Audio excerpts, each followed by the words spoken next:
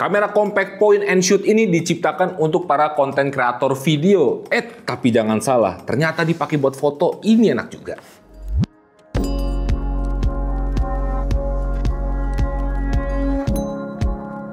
Selamat datang di channel ST Media dengan gua Ska Vito gitu ya. Dan di sini gua mau bahas Canon PowerShot V1. Di sini kameranya gitu, gua nyalain dulu biar enak. Norak banget gue ya kan.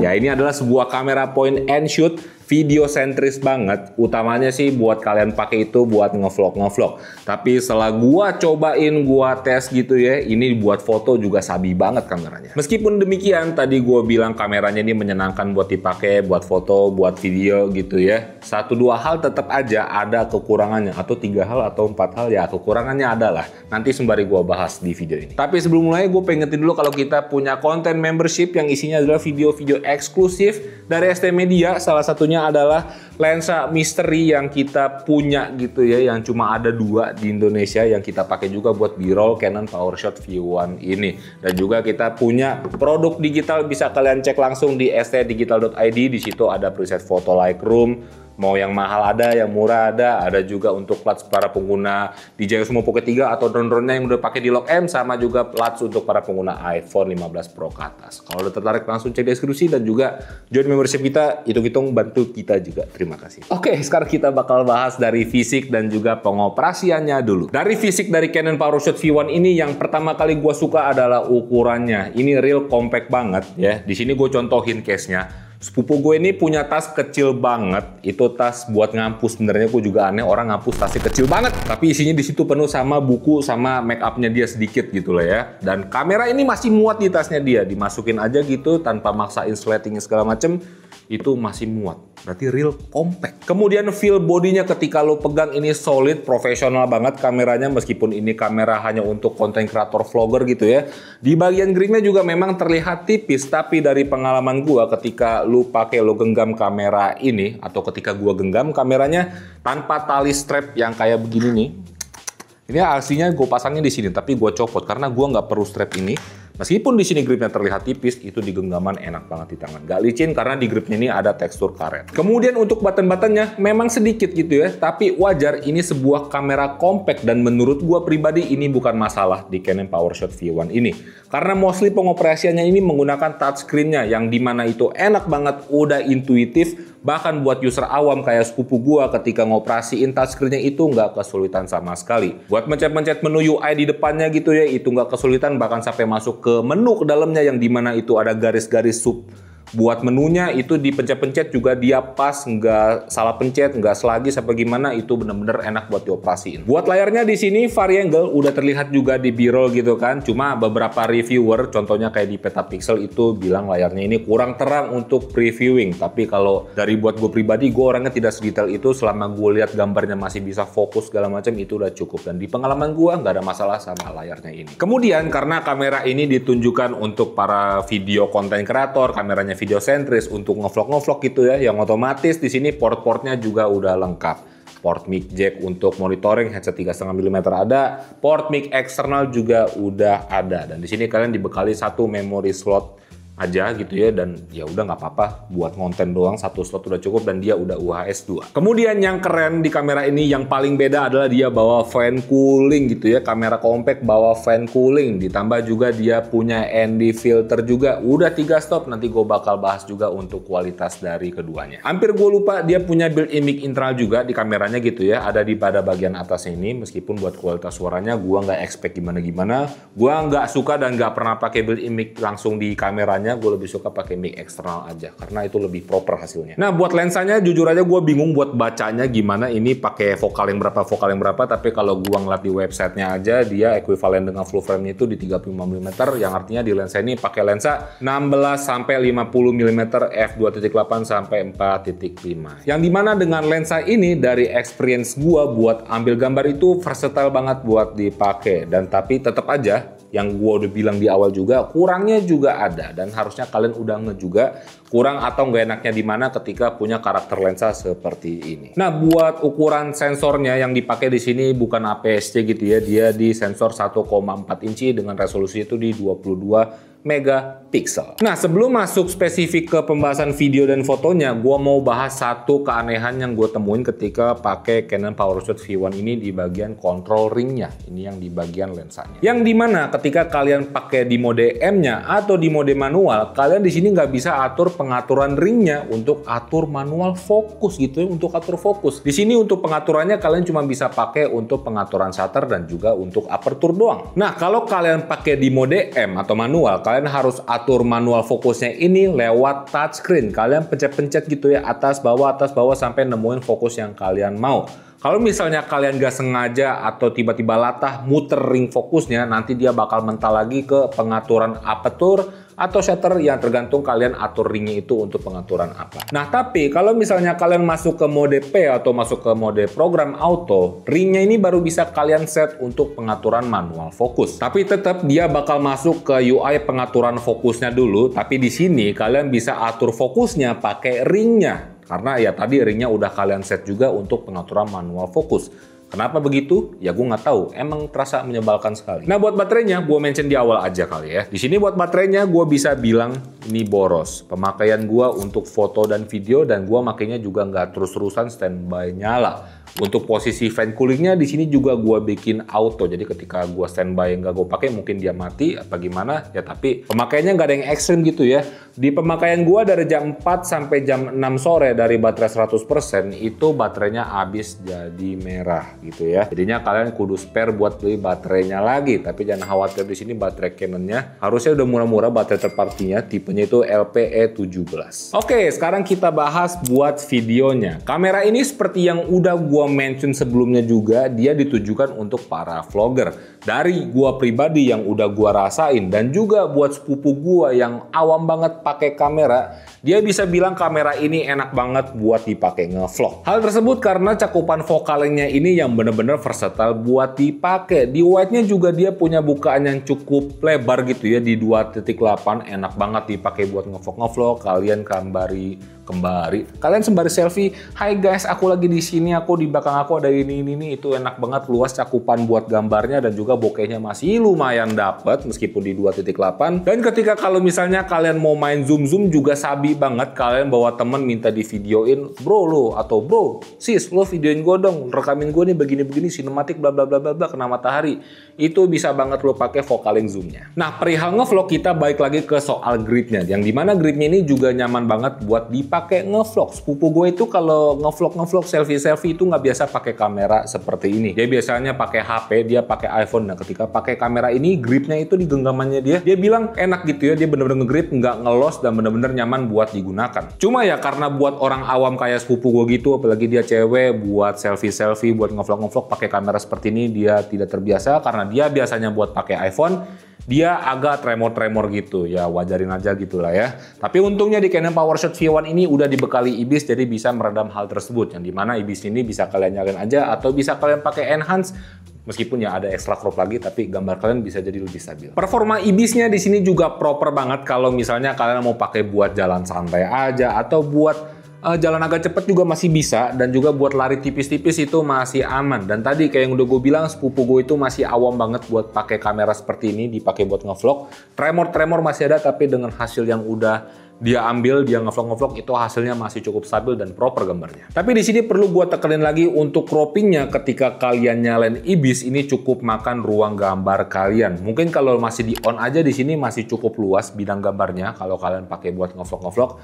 Tapi ketika kalian pakai mode enhance biar gambarnya bisa lebih stabil lagi, itu cropnya lumayan dahsyat gitu ya. Jadinya itu jadi konsiderasi juga buat kalian. Tapi sih kalau kalian pakai tongsis atau mini tripod, jangkauannya agak lebih luas lagi gitu ya, harusnya sih framing gambarnya makin aman. Bukan makin aman, ya cukup aman lah, tapi tergantung preferensi kalian dipakai buat ngevlog itu pengen gambarnya seperti apa. Dan dengan adanya built-in ND sebesar 3 stop di kameranya, di sini kalian mau pakai syuting siang-siang gitu ya, aman lah, nggak usah mikirin itu segitiga exposure-nya jadi kacau. Kalian bisa pakai settingan kameranya dengan normal aja, nggak ada settingan kamera yang harus kalian paksain biar gambar kalian kelihatan well exposed. Shifting juga nggak ada ketika kalian pakai ND-nya ini.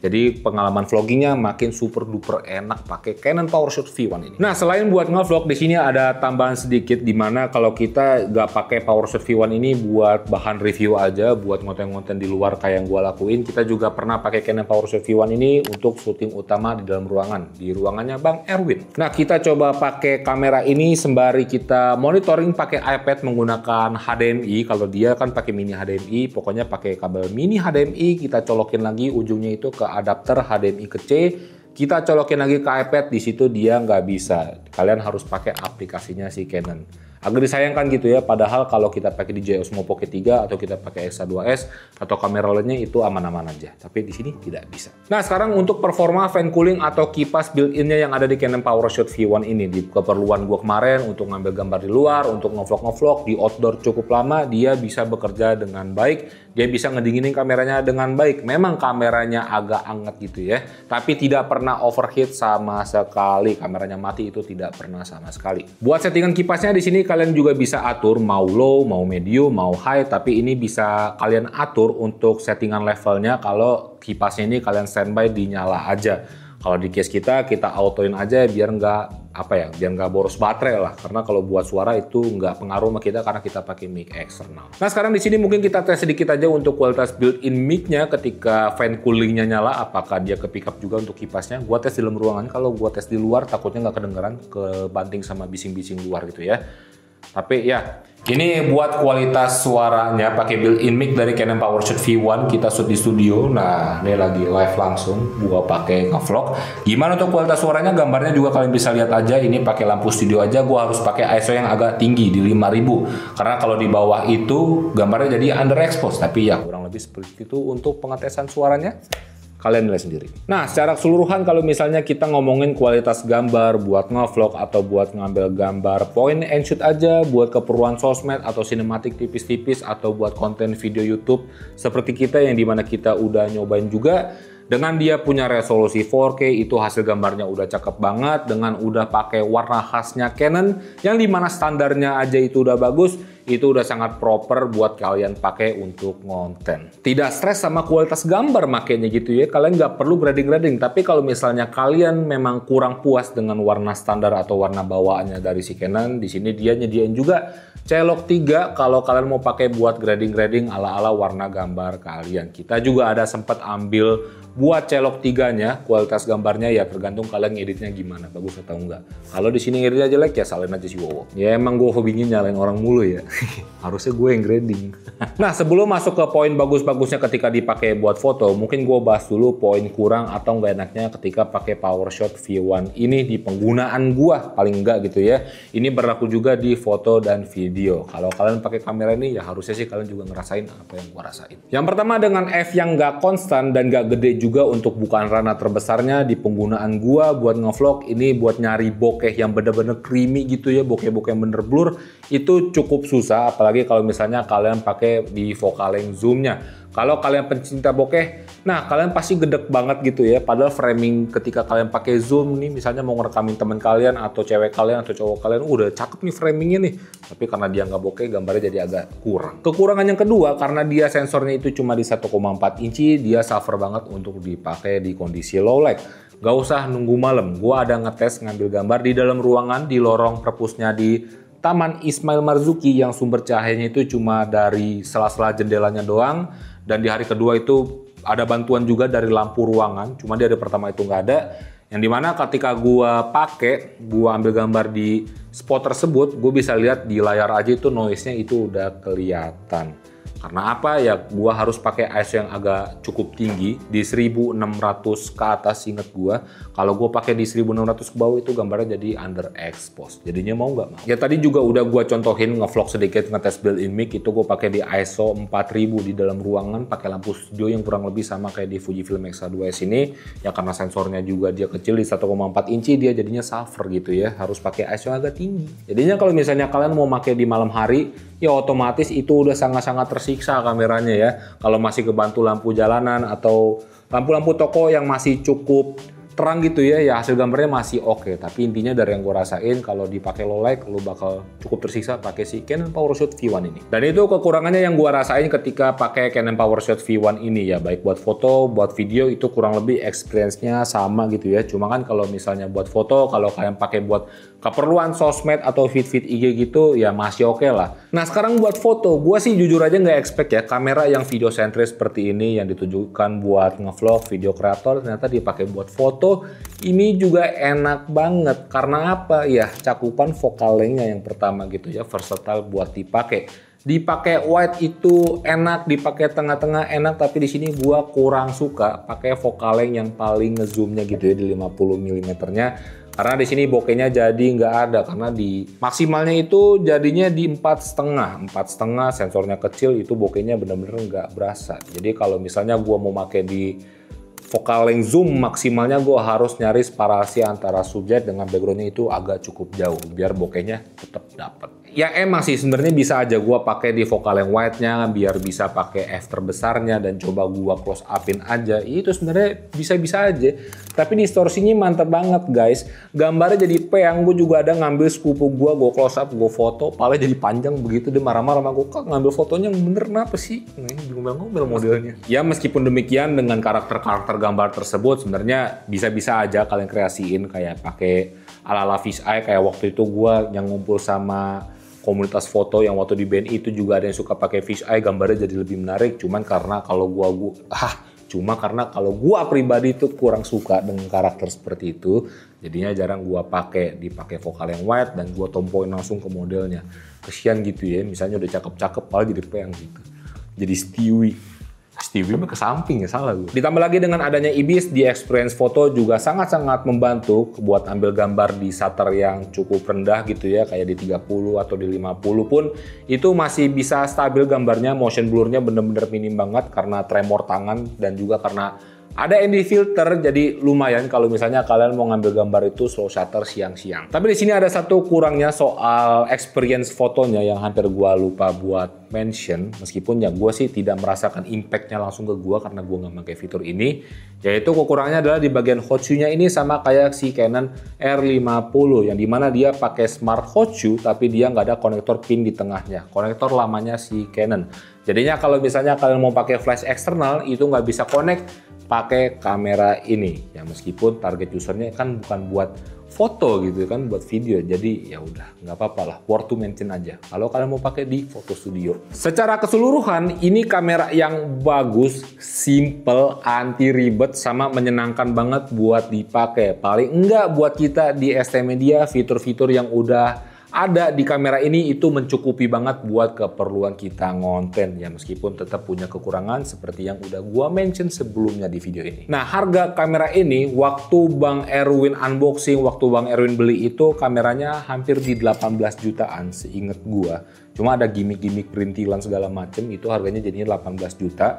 Mungkin harga terbarunya wow bisa update aja berapa di sini, ting dinongolin aja, barangkali ya ada perubahan harga. Nah, dari harga dan fitur yang diberikan cocok enggaknya sama kalian ya kalian tentuin sendiri. Kalau kalian nanya gua, "Bang, kalau lo punya duitnya apa kalau beli kamera ini?"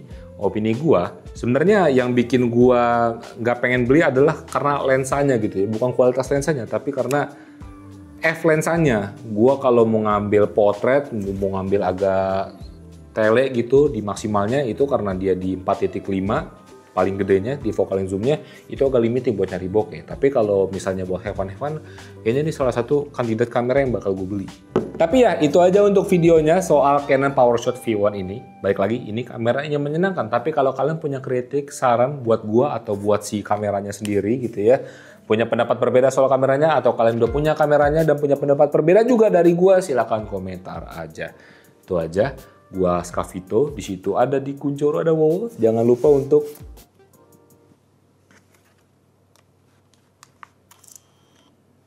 berkarya. Gue mau foto tadi lupa, gue salah, masih mati kameranya.